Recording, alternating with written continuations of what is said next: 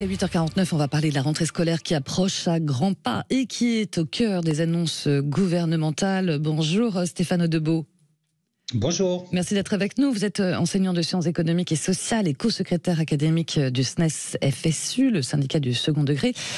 Pour commencer, je ne peux pas ne pas vous faire réagir à cette annonce qui a fait quand même bondir pas mal de syndicats d'enseignants d'Emmanuel Macron, et notamment sur cette rentrée scolaire qu'il voudrait un jour à terme, dès le 20 août pour les élèves qui en ont besoin, dixit. Il y a trop de vacances selon lui. Oui, alors effectivement, selon lui, il y aurait trop de vacances, et notamment pour les élèves les plus en difficulté. Donc là, effectivement, pour nous, c'est des propos qui sont totalement incompréhensibles, qui nous tombent dessus comme ça à quelques jours de la rentrée, et qui sont complètement hors sol, qui ne correspondent absolument pas à aucun besoin de la réalité en termes de lutte contre la difficulté et l'échec scolaire. C'est vraiment pas de ce petit gadget dont nous avons besoin, c'est vraiment des moyens beaucoup plus ambitieux pour l'école et pour nos jeunes.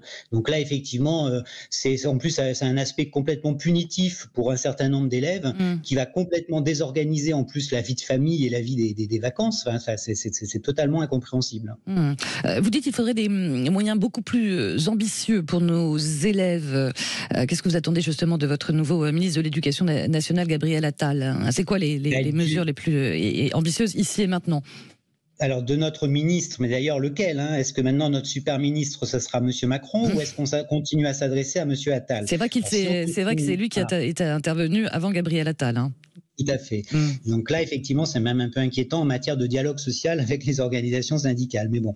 Donc, ce qu'on attend avant tout, c'est quand même des mesures d'urgence en termes d'allègement des classes à tous les niveaux, pas seulement dans l'éducation prioritaire, école primaire, collège, lycée. Il est plus normal de continuer à enseigner l'anglais, l'espagnol, l'histoire, les maths avec 30 élèves par classe en collège, 35 en seconde et 36 et 37 en première terminale. Donc ça, c'est vraiment l'urgence absolue. Pour remédier aux difficultés scolaires, pour remédier à l'échec scolaire, nous avons besoin d'effectifs allégés.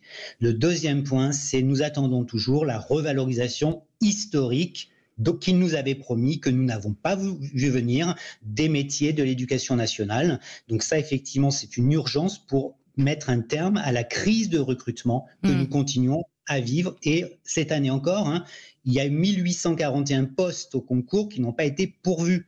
Depuis 2017, c'est 8000 postes en moins dans le second degré avec Monsieur Macron. Donc ce sont là les urgences, les priorités. Ouais. Et pourtant, le président Macron a dit: je suis le président sous lequel les enseignants de la maternelle jusqu'à l'université auront été les plus revalorisés depuis 30 ans. Oui, sauf qu'il oublie dans le même temps que c'est avec lui que nous avons connu un effondrement historique de notre pouvoir d'achat.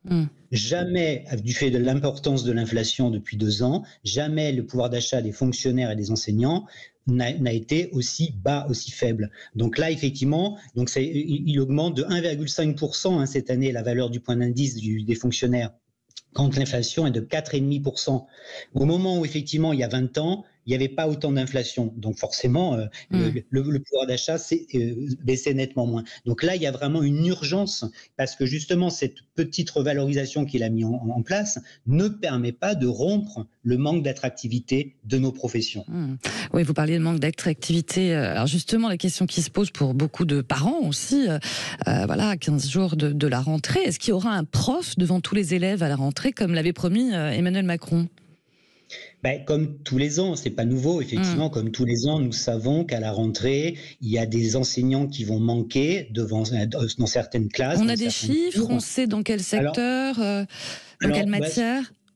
Alors, c'est traditionnellement en mathématiques, en physique.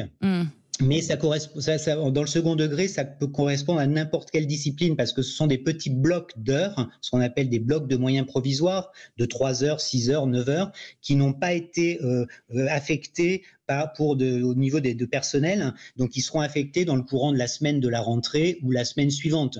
Sauf que très rapidement, donc tous les titulaires remplaçants vont être mobilisés pour assurer ces petits blocs de moyens, et très rapidement, effectivement, il n'y aura plus de moyens pour assurer les autres remplacements qui vont apparaître en cours d'année pour des congés maternité ou des choses comme ça. Voilà, donc là, nous savons déjà, et là, Monsieur Macron se trompe quand il promet au mois de juillet qu'il y aura effectivement que tous les élèves élèves auront en face d'eux un enseignant, nous savons que c'est pas vrai. Et pourtant, le gouvernement mise sur les enseignants contractuels. Pour vous, ça ne suffit pas? C'est pas une solution sur le long terme? Alors sur le long terme, c'est pas une solution parce que ça reste quand même des personnels qui sont quand même sous-payés de manière quand même très importante. Donc, mais de toute manière, ça ne suffit pas effectivement pour absorber ce manque de recrutement qui a été organisé depuis plus de 10 ans. Donc effectivement, c'est indispensable, ils sont nécessaires, ces contractuels, ils font un travail très difficile, dans des conditions difficiles, mais ça sera pas du tout suffisant. Dernière petite question. Jeudi, Gabriel Attal a rencontré les recteurs. Est-ce qu'il est question là, avant la rentrée, qu'il y ait une rencontre avec lui et avec les différents syndicats, et notamment le SNES-FSU, ou pas? Alors, le SNES-FSU a déjà rencontré Gabriel Attal, c'était en début de semaine. Donc, effectivement, ça dans des conditions plutôt correctes, hein, avec des pistes intéressantes qui étaient menées, mais c'était avant l'intervention du président de la République. Et là, les choses ont complètement changé, puisque le président de la République a mis sur la table de nouvelles pistes, de nouveaux enjeux, à tel point que pour nous, cette rentrée est totalement illisible. On ne comprend plus maintenant quelles sont les priorités pour l'école et pour la politique de l'éducation nationale. Eh ben, bon courage à vous, Stéphane Audebeau. Merci. Bonne rentrée future, prochaine. Merci. Je rappelle que vous êtes co-secrétaire académique du SNES-FSU.